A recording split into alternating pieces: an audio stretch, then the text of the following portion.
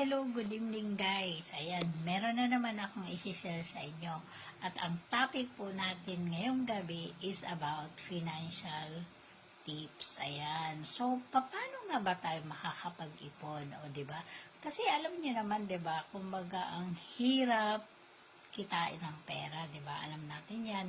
So, kaya kailangan yung bawat sentimo na ating kinikita, dapat alam nating pahalagahan. Ayan. So, yung isi-share ko sa inyo is base naman po sa aking experience. Kasi alam nyo ba guys, maliit o malaki yung sahod natin, kapag hindi po tayo marunong humawak, wala pong mangyayari.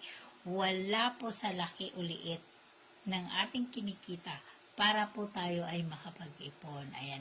Kasi ang pera guys, kapag hawak mo siya, kunyari, example kunyari, 1 to 5, kunyari, ang sahod niya is 15 sa kakatapusan, di ba?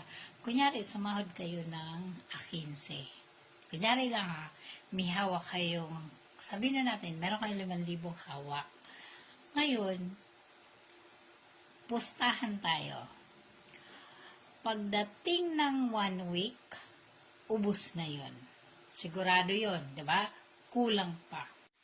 Pero subukan nyo rin na pagdating ng 15 days, di ba yung 15, kunyari lang, meron kayong hawak na 5,000. Then, after yung the next 15 days, subukan nyo na ang budget na hawakan nyo is, kunyari, 3,000. So, kumbaga magkaiba. I-try nyo lang po. So, yung 1 to 15, i-try nyo na meron kayong hawak na 5,000, then yung 16 to 30, so i-try nyo din na meron kayong budget lang na 3,000.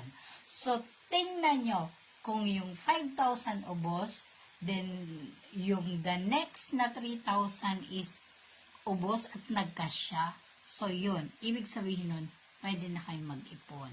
Yun, di ba? Kasi ang pera,